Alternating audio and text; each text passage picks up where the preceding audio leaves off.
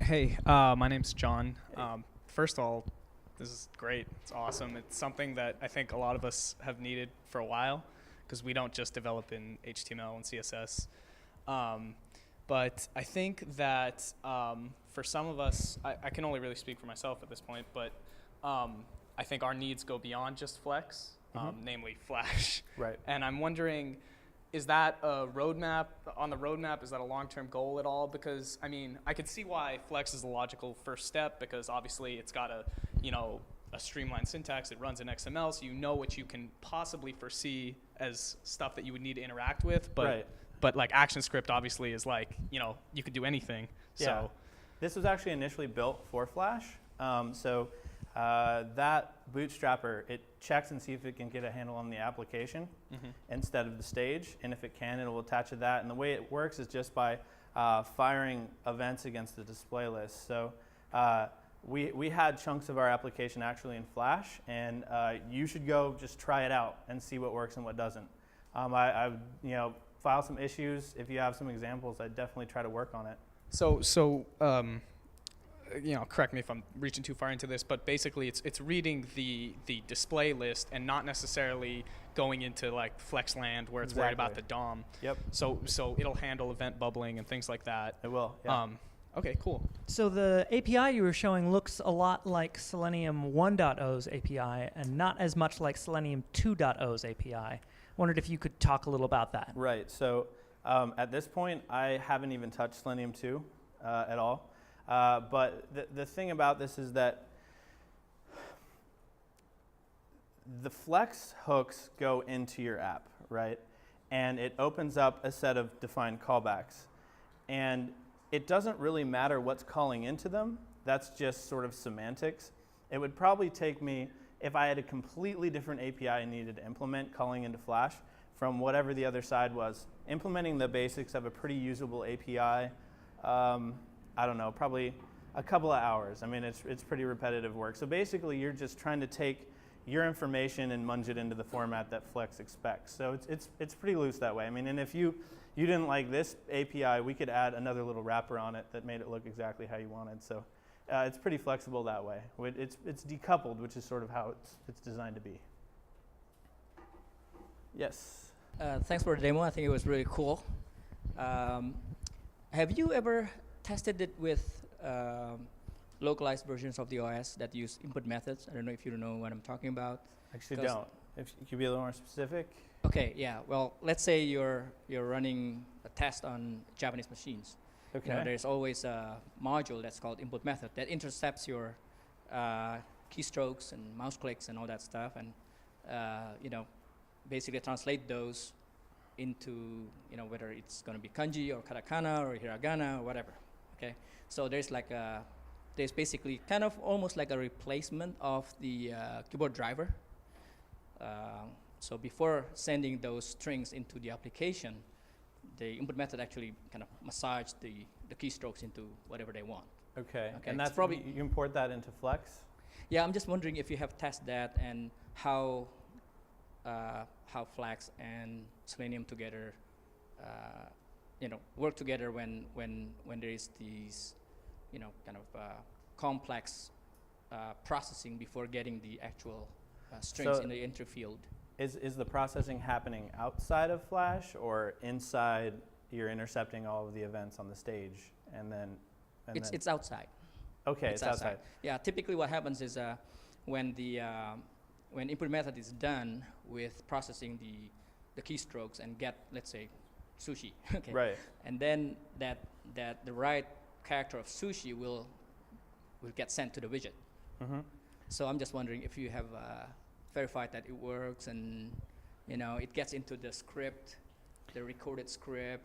Yeah, I haven't. I'm not really super familiar with how that would work, but my guess is that since we're attaching to the very high level stage, any event that comes into Flex will get caught, and then we rebubble them. So I would have to take a look at specifically what your implementation was, and if you have an app and you want to try it, it doesn't work, I'd be up for taking a look at it and see if we can figure out why. That'd be awesome. Yeah. If we can reconnect later. Yeah, definitely. Just Cool. hit me up afterwards. All right. Awesome. Hey, Jonathan Alcom. Also love the talk and super interested, as you know. Sorry, how would you compare this API with, or compare and contrast this one with SFAPI? And also, does it relate to the original Adobe automation, facility that they built into their product in the same way, in different ways? Kind of looking at those three pieces of the puzzle, wondering what the different shapes are. In many ways, SFAPI is sort of going out to accomplish the same thing. Their product happens to be GPL though, and that's something that is not quite as easy to work with. But I think actually I can't give you exact specifics on the differences in implementation, but when we did try SFAPI on, I was previously at Slide working on really immense drag and drop Flash games where you were doing payments and you were literally moving a character around the screen. We weren't able to get it to do the manipulation of firing the events correctly to move things around the way we wanted to. And there's already a lot of code there, so sort of the plan was to let's start from scratch and do something that accomplishes this really well, and then the rest of the functionality just sort of came naturally because those are the other kinds of things you want to do. Someone who is a master with SFAPI, if you're up for looking at the Flex pilot code and working with me, we could write a blog entry and maybe share some stuff back and forth, but I can't really be specific because I'm not familiar with it. What was the second piece of that? The Adobe automation APIs. Yeah, that is a massive spec. I've looked at it a little bit, but when we started working on this, I had never even heard about it, and this whole time my expectation sort of was that dealing with a proprietary Adobe thing was going to be painful and hard, and so now sort of revisiting that and looking at how can we make it so that if somebody is using this, that it'll be an easy and direct transition. It would be really nice to have some sort of an interpreter in FlexPilot that could say, hey, this is already here. Let's know how to use this instead, because then it wouldn't require you to compile anything else in, right? So I certainly would like to see that, but at this point, I don't necessarily have the kind of faith in big companies like that to want to put it in their hands.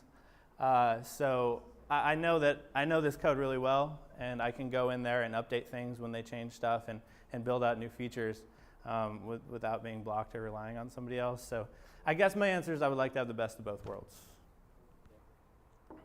The question was just, do you have any plans to integrate this into Selenium long term, or is it going to be standalone?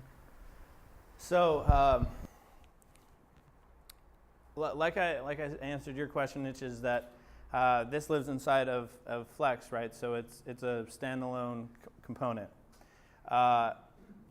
I've written APIs for 2 test frameworks now to talk to it, and so the plan is as new things come along.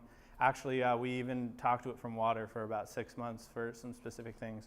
So the answer is yes. I would like to keep this up to date with Selenium as Selenium 2 happens, etc. I would really like to have it just sort of work out of the box as much as I possibly can. So you can expect that, and I'm at Sauce Labs now, so it's in everybody's best interest to keep that connection there for sure. All right. Thanks, guys.